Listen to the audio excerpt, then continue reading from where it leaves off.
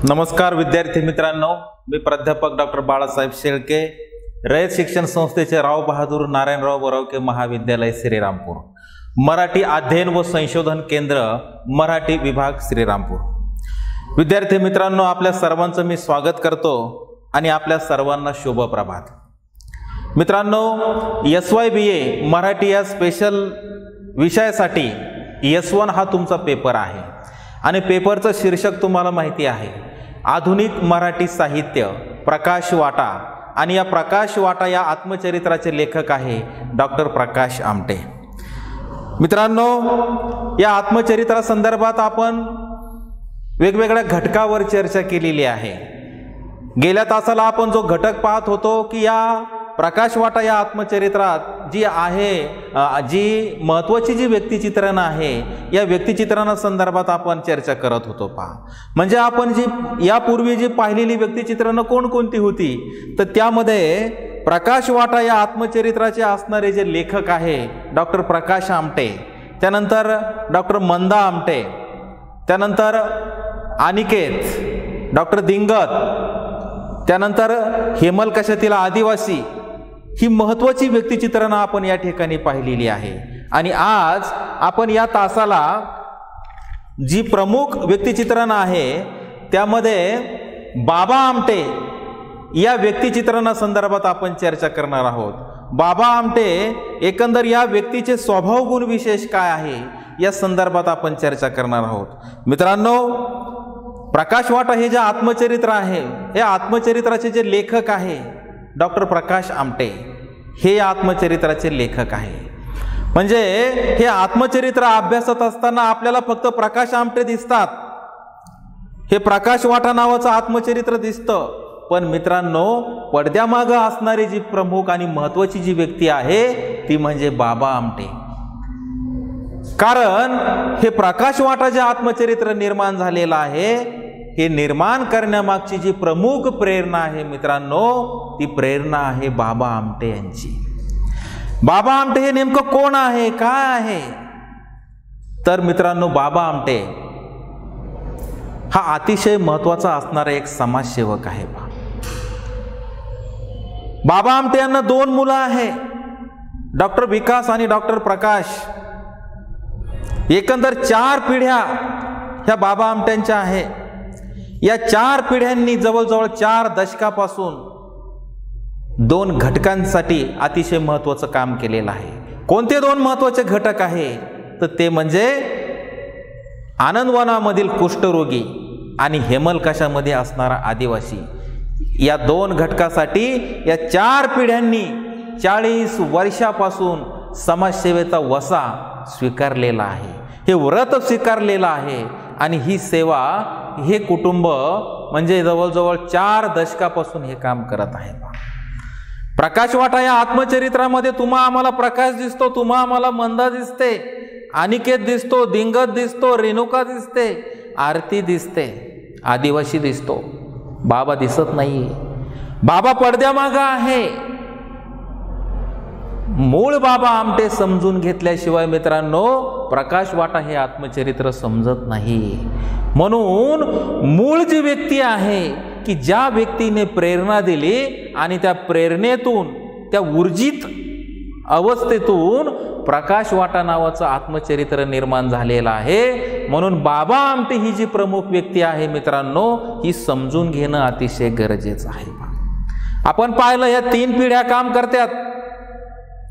पहिल्या पिढीतले बाबा आमटे आहे, दुसरी पिढी डॉक्टर विकास आणि डॉक्टर प्रकाश, आणि तिसरी पिढी डॉक्टर दिंगत आणि अनिकेत, ही तिसरी पिढी आहे।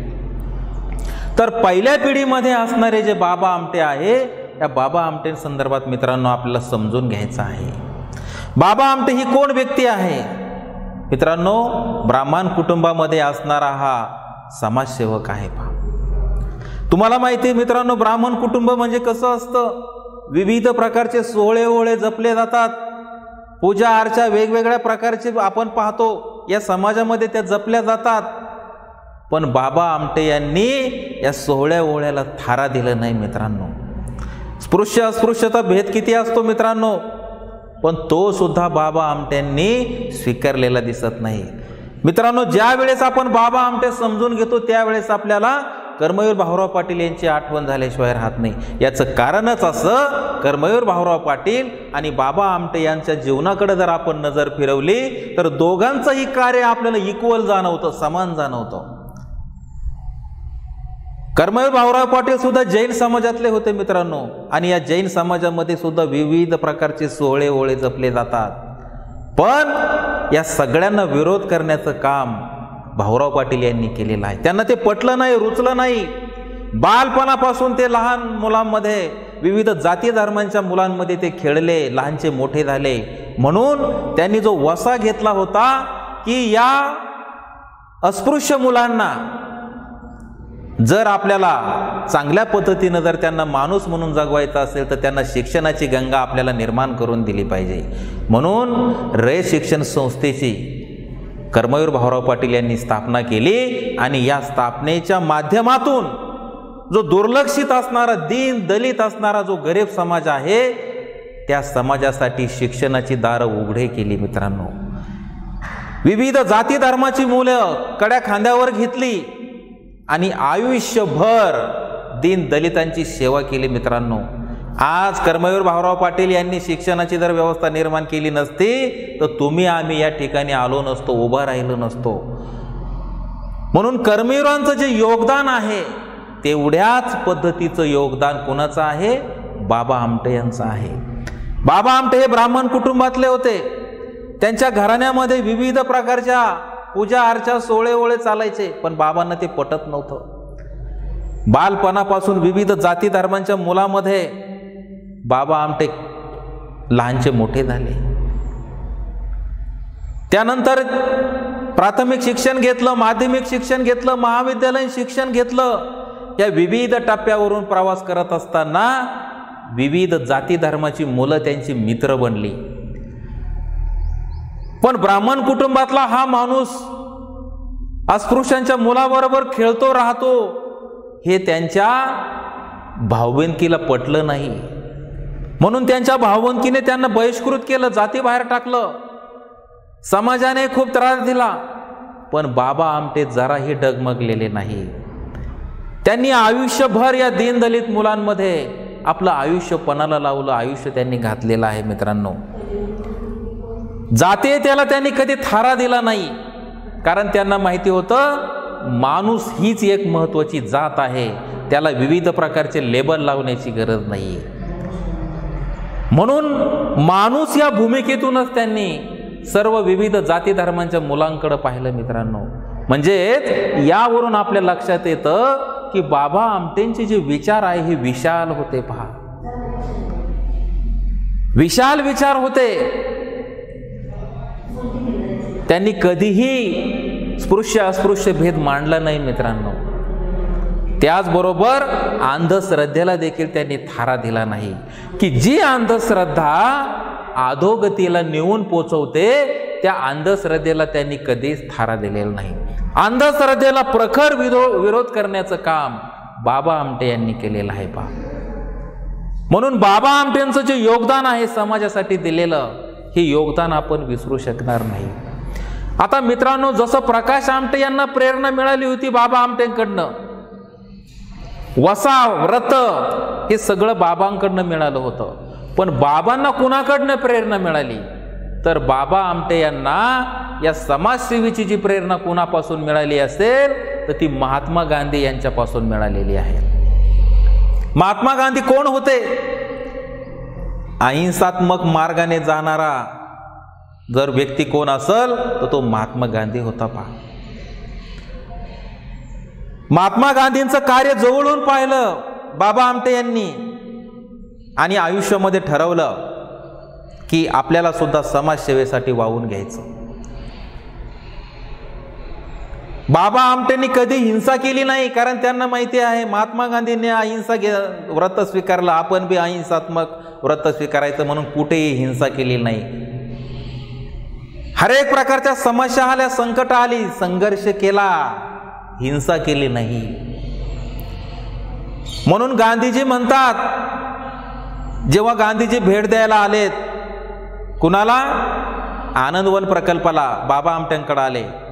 कुष्ठरोग्यांचं जवळून चित्रण पाहिलं की ज्या कुष्ठरोग्यांना जन्मदात्याने आणि समाजाने धिक्कारलं होतं, अशा कुष्ठरोग्यांना माणूस म्हणून जगण्याचा अधिकार मिळवून दिला,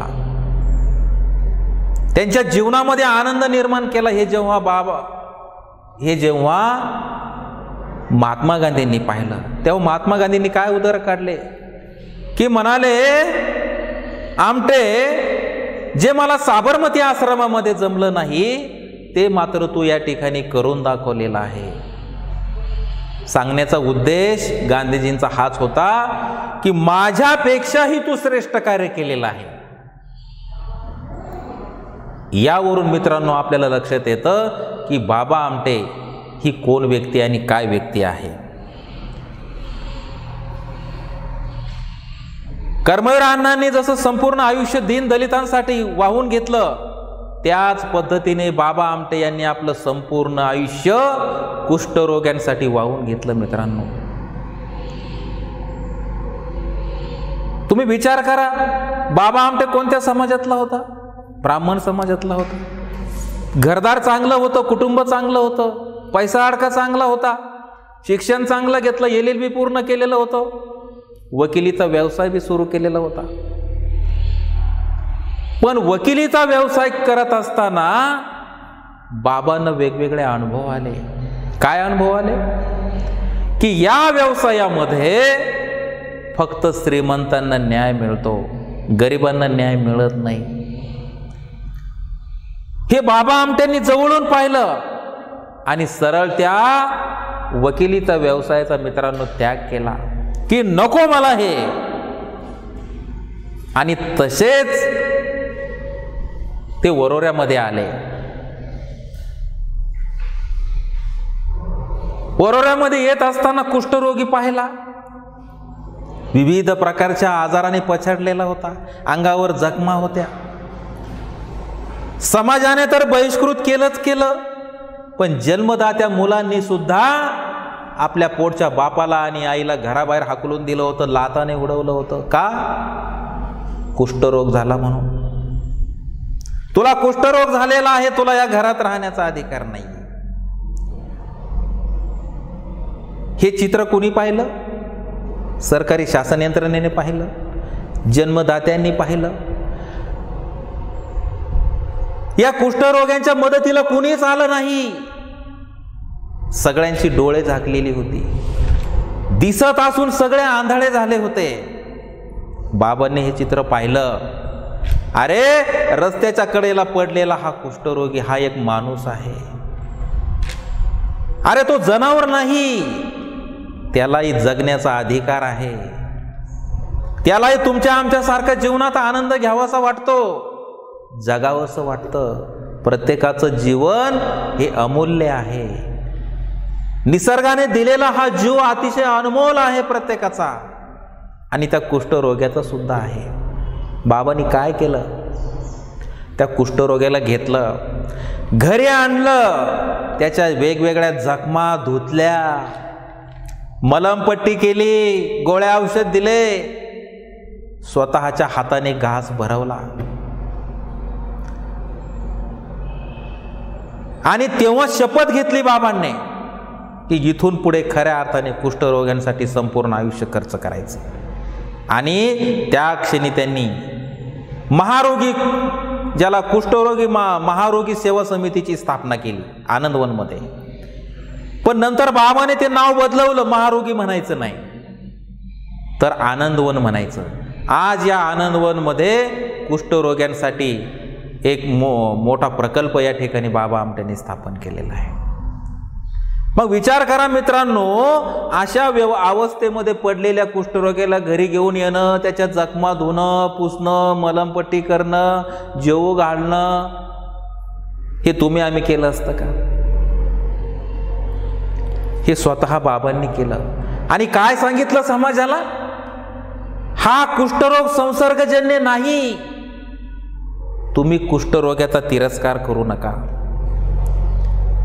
अरे, तो माणूस आहे, त्याला माणसासारखं जीवन जगू द्या. म्हणजे बाबा आमटे हा माणूस माणसात देव शोधणारा माणूस आहे. पहा, आज विचार करा, कुत्र्याच्या जीवनाला तरी रया असते, पण कुष्ठरोग्यांच्या जीवनाला रया नाही मित्रांनो. का शासनाला दिसलं नाही? का अजून कुणाला पुढाऱ्याला कार्यकर्त्याला दिसलं नाही? बाबा आमटेंनाच का दिसलं? का बाबा आमटेंचीच ती मक्तेदारी होती? नाही मित्रांनो, बाबा आमटेंनी हे स्वतः रक्तात भिनवून घेतलं. समाज वास्तव जवळून पाहिलं. मित्रांनो, तुम्ही विचार करा, आज वकिली सारख्या व्यवसायामध्ये गब्बर होण्यासाठी भरपूर पैसा मिळतो. बाबा आमटेंना वाटलं नाही का, या व्यवसायामध्ये आपण खूप पैसे कमवू, माड्यावर माड्या बांधू, आपल्या मुलांना आंतरराष्ट्रीय स्तरावर शिक्षण देऊ, त्यांना लहानचं मोठं करू, गाड्या घेऊ, चांगलं आयुष्य आरामात जीवन जगू, असं वाटलं नाही का? नाही वाटलं. तुम्हा आम्हाला वाटलं असतं. म्हणजे तुमच्या आमचे विचार आणि बाबांचे विचार यामध्ये खूप मोठा फरक आहे मित्रांनो. बाबांनी कधी ईदभर जागेचा विचार केला नाही, लॉंग, जी ज्याला आपण म्हणतो मोठ्या जागेचा किंवा मोठ्या पल्ल्याचा विचार केलेला आहे. की हा जो कुष्ठरोगी आहे, हा कुष्ठरोगी खचलेला आहे, त्याच्या कपाळावर शिक्का मारलेला आहे. कशाचा? तू कुष्ठरोगी आहे म्हणून. मित्रांनो, एक गोष्ट लक्षात घ्या, एखाद्याला जर आपण सारखं हिनावत असलो, तू असा तू असा तू असा तू असा, शेवटी असा परिणाम होतो मित्रांनो, ती व्यक्ती शेवटी आयुष्यातून उठून जाते. हॅमरिंग करत असतो आपण एखाद्या व्यक्तीवर, तशी सारखी हॅमरिंग कोणावर होत होती? त्या कुष्ठरोग्यांवर होती. त्यांच्या कपाळावर शिक्का मारलेला हा कुष्ठरोगी. म्हणून यांना जनावराप्रमाणे वागणूक, यांना जवळ सुद्धा करायचं नाहीये. जन्मदाती मुलं सुद्धा मित्रांनो जन्मदात्या आईवडिलांना जवळ करत नव्हते पा. मग विचार करा, जन्मदात्याने फेकून दिलं, समाजाने धिक्कारलं, आणि बाबा आमट्यांनी स्वतः या माणसांना घरी आणलं, स्वर्ग खुला केला या माणसांसाठी मित्रांनो. मग एवढं मोठं जे कार्य केलं बाबांनी, आज बाबा आमट्यांचा उदो उदो होतो, सगळ्यांच्या तोंडी बाबा आमट्यांचं नाव येतं. अरे पण त्या माणसाने जे कार्य केलेलं आहे मित्रांनो, या कार्याची तुलना आपण करू शकत नाही. खूप मोठा प्रवास आहे हा. एखादी व्यक्ती मोठी होते, एकाएकी होत नाही. त्याचं मोठेपण हे दिसणारं वरवरचं रूप आहे. जे काय दिसतं वैभव ते वरवरचं आहे, पण माणसाचं जर त्या भूतकाळ जर पाहिला मित्रांनो, त्याने जर इथपर्यंतचा जो केलेला जर प्रवास पाहिला, तर तुमच्या आमच्या पायाखालची माती सरकल्याशिवाय राहणार नाही मित्रांनो. त्या स्वरूपाचा प्रवास बाबा आमटे यांनी केलेला आहे. कुष्ठरोग्यांना माणूस म्हणून जगण्याचा अधिकार जर कोणी मिळवून दिला असेल तर तो बाबा आमटेंनी मिळवून दिलेला आहे. म्हणून बाबा आमटे म्हणतात, हात उगारण्यासाठी नसतात, हात उभारण्यासाठी असतात. किती घेण्यासारखं आहे मित्रांनो. एखादा मित्र जर रागावला, आपल्याला जर तो काही त्वेषाने बोलला, तर आपण डबल त्वेषाने बोलतो. त्याने हाताचा एक फटका मारला तर आपण 2 फटके मारतो. बाबा आमटे त्या स्वरूपातले नव्हते. हात उगारण्यासाठी नसतात, हात उभारण्यासाठी असतात. अनेकांचे हात उभारण्यासाठी लागले तर कोणतंही कार्य मित्रांनो अशक्य नाही, इम्पॉसिबल नाही. जगातली कोणतीच गोष्ट इम्पॉसिबल नाही, अशक्य नाही, शक्य आहे. पण तुम्ही आम्ही जर निर्धार केला, एकत्र आलो, पक्का निर्णय घेतला, आत्मविश्वासानं उभं राहिलो, तर कोणतंही कार्य मित्रांनो हे मोठं नाही, छोटं कार्य आहे. म्हणून हा सल्ला सुद्धा बाबा आमटेंनी दिलेला आहे की हात मित्रांनो, तुमच्या आमचे जे हात आहे हे उगारण्यासाठी नाही तर उभारण्यासाठी आहे. मित्रांनो, बाबा आमटेंनी पत्नी साधना, खरं तर कोणत्याही यशस्वी पुरुषामागे एक व्यक्ती खंबीरपणे उभी असते, आणि विशेषतः ती म्हणजे त्याची सौभाग्यवती पत्नी असते. साधनाताई अहोरात्र बाबांच्या मागे उभ्या राहिल्या. रात्री बेरात्री ज्या ज्या वेळेस अडचणी समस्या येतील त्या त्या वेळी साधनाताई बाबांच्या पाठीमागे उभ्या राहिल्या. म्हणून जे योगदान बाबांनी दिलं, जे यश मिळालं, जो बाबांचा सन्मान झाला, मॅगसेसे सारखा पुरस्कार मिळाला, या पुरस्काराचा मानकरी खरा कोण? बाबा म्हणतात मी एकटा नाही. अरे या पुरस्काराचा खरा मानकरी आहे तो माझा कुष्ठरोगी आहे, माझी पत्नी आहे, ज्याने हात उभारण्यासाठी मला मदतीचा हात दिला ते आहे. विचार करा मित्रांनो, बाबा आमटेंचे विचार काय आहे. जेवढं प्रेम पत्नीवर केलं तेवढंच प्रेम बाबांनी आपल्या मुलांवर केलं. मित्रांनो, शुद्ध बीजापोटी फळे रसाळ गोमटी. म्हणून बाबांच्या उदरी जन्मणारी मुलं सुद्धा डॉक्टर विकास आणि प्रकाश, एकाने आनंदवनची जबाबदारी स्वीकारली, एकाने हेमलकशाची जबाबदारी स्वीकारली. मित्रांनो, बाबांनी दिलेले संस्कार संपन्न जे आपण म्हणतो गुण, विचार, आचार, हे जसे बाबांमध्ये होते तसेच त्यांनी मुलामध्ये, त्यांच्या रक्तामध्ये भिनलेले आहेत पहा मित्रांनो. म्हणून घेतलेले व्रत ही मुलं अगदी खंबीरपणे मोठ्या ताकदीने ते काम त्या ठिकाणी करत आहे. मित्रांनो, बाबा आमटेंनी ज्या कुष्ठरोग्याला धिक्कारलं होतं समाजाने, त्या कुष्ठरोग्याला जवळ केलं, प्रेम, ममता, जिव्हाळा, आपुलकी सगळं दिलं. आणि सगळ्यात महत्त्वाचं, आनंदवन सारखं हक्काचं घर मिळवून देण्यामध्ये बाबा आमटेंनी खूप मोठी महत्त्वाची भूमिका या ठिकाणी बजावलेली आहे. हक्काचं घर नव्हतं कुष्ठरोग्यांना, वाळीत टाकलेला होता. कुत्रे मांजरं जगतात याहीपेक्षा वेगळं जीवन हा कुष्ठरोगी जगत होता पहा.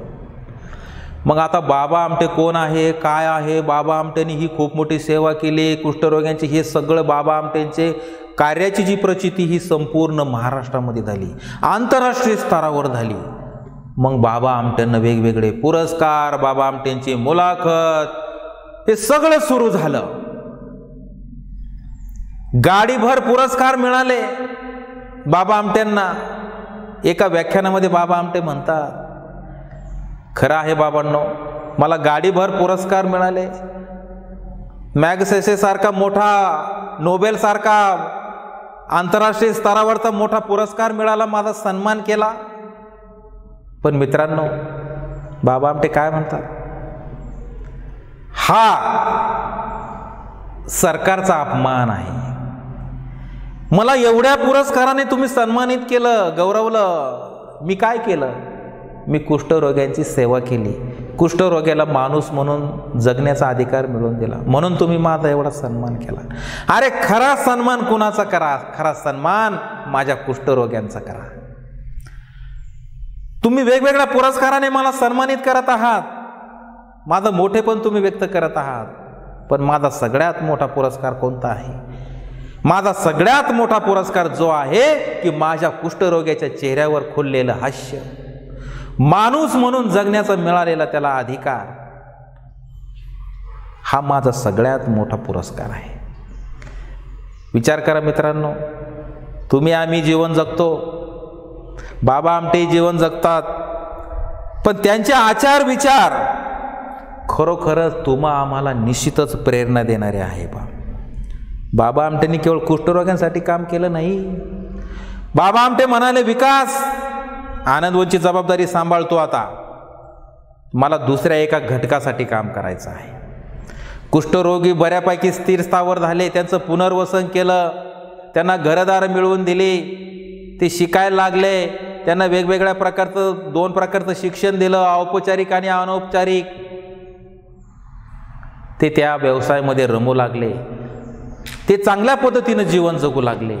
आता विकास, ही जबाबदारी तू सांभाळायची आहे. आता मला ज्या घटकासाठी काम करायचं आहे, आणि तो घटक म्हणजे गडचिरोली जिल्ह्यामध्ये असणारा जो हेमलकसा जो भाग आहे, आणि त्या हेमलकशामध्ये असणारा जो आदिवासी आहे, की हा आदिवासी सुद्धा जंगलामध्ये भटकणारा आहे, याला सुद्धा माणूस म्हणून जगण्याचा अधिकार नाही, जनावराप्रमाणे तो जगत आहे. म्हणून त्याला त्याची पिळवणूक थांबावी, त्याला माणूस म्हणून जगता यावं, म्हणून बाबा आमटे यांनी हेमलकसा या ठिकाणी लोक बिरादरी प्रकल्पाची स्थापना केली 1973 मध्ये. आणि त्या प्रकल्पाची संपूर्ण जबाबदारी प्रकाशवर सोपवलेली आहे, म्हणजे आमटेंचा दुसरा मुलगा. 1974 मध्ये प्रकाशने वयाच्या 22व्या वर्षी लोक बिरादरी प्रकल्पाची जबाबदारी आपल्या स्वतःच्या खांद्यावर घेतली. तिथे सुद्धा आदिवासींना एक चांगल्या प्रकारचा मान सन्मान, माणूस म्हणून हक्क मिळवून देण्यामध्ये प्रकाशने खूप मोठं काम केलेलं आहे. पण हे काम करण्यासाठी बाबा आमटेंनी जी दिलेली त्याला प्रेरणा आहे मित्रांनो, ही प्रेरणा अतिशय महत्त्वाची आहे. सामाजिक कार्याचा वसा व संस्कार मुलांना देणारा एक महत्त्वाचा महामानव म्हणून बाबा आमटे यांचा उल्लेख केला जातो. पहा, बाबा आमटेंनी सगळ्यात मोठं जर काम कोणतं केलं असेल मित्रांनो, तर कुष्ठरोग्यांच्या कपाळावरचा जो शिक्का होता, कोणता, कुष्ठरोगी म्हणून तो शिक्का मारलेला होता, तो शिक्का पुसण्याचं काम बाबा आमटेंनी केलेलं आहे. म्हणून एक थोर समाजसेवक म्हणून बाबा आमटेंकडे आपल्याला पाहावं लागतं. आणि मित्रांनो, ज्या वेळेस बाबा आमटेंचं आपण कार्य पाहतो, ज्या वेळेस बाबा आमटेंचे आपण स्वभाव गुण विशेष पाहतो, त्यावेळेस मित्रांनो निश्चितच तुमच्या आमच्या डोळ्यामध्ये अश्रू आल्याशिवाय राहणार नाही. मित्रांनो, हे अश्रू म्हणजेच तुम्हा आम्हाला बाबा आमटेंनी दिलेली प्रेरणा आहे. मित्रांनो, ज्या वेळेस आपण मित्रांनो हा प्रकल्प पाहू किंवा पाहणार आहोत, जेव्हा पाहतो त्यावेळेस तुम्हा आम्हाला असं वाटतं की अरे आपण यापुढे काहीच नाहीये. कानाचा आणि डोळ्याचा 4 बोटाचा अंतर आहे मित्रांनो. बाबा आमटेंनी हे प्रत्यक्ष करून दाखवलं मित्रांनो. म्हणून आज या आमटे परिवाराचा आंतरराष्ट्रीय स्तरावर सन्मान होतो, वेगवेगळे पुरस्कार त्यांना मिळतात. पण यासाठी 4 दशक 40 वर्ष या आमटे परिवाराला या ठिकाणी आपलं योगदान द्यावं लागलेलं आहे.